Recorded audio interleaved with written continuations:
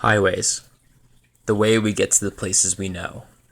The store, grandma's, school, home. Highways are a part of our everyday life in ways we do not even recognize. It's how the food gets to that grocery store, books to schools, and people to places. Highways connect people through what we buy, what we do, and where we go. For all this convenience, there are some headaches as well. Traffic at 5:30, the fender bender, long waits, construction, and perhaps the most important, pollution. For all their good, highways do something very harmful as well. They concentrate cars and traffic. Due to the increased convenience that highways offer, people use highways. This increases the number of vehicles that will pass a specific neighborhood or community. These cars then sit in that traffic at 5:30, spewing emissions. The problem is that this is not something that we often can control.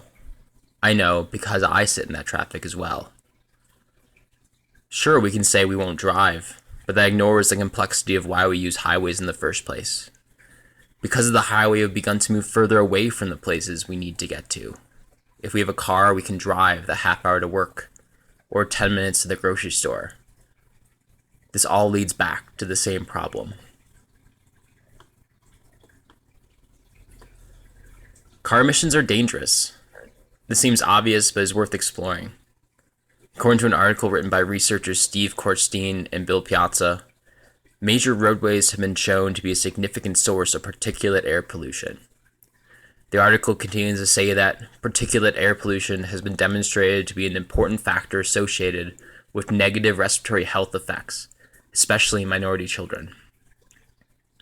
In other words, car emissions are bad for your health.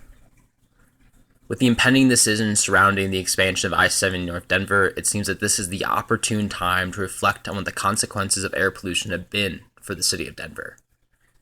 This is not to say the location of the highway is the only factor in concentrating pollution, but is one of the largest.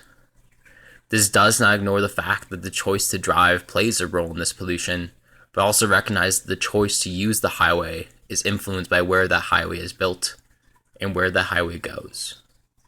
Even more importantly, this raises a question of what are the reasons behind why we build highways where we do? To answer some of these questions, this Floodlight series looks to tell the story of Denver's relationship with highways.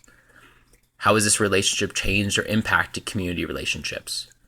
What are and what have been the economic implications of the highway? Specifically, this story will look at the impacts of the highway system on three vulnerable demographics. They are children, individuals with special needs, and the poor. From telling these stories, this project hopes to identify what happens in the invisibility of neighborhoods that surround highways. I know that during my own morning commute, this is the last thing on my mind. For me, it's the music pouring from my speakers and the question of, do I have enough coffee? And yet, this does not diminish the need to tell that story.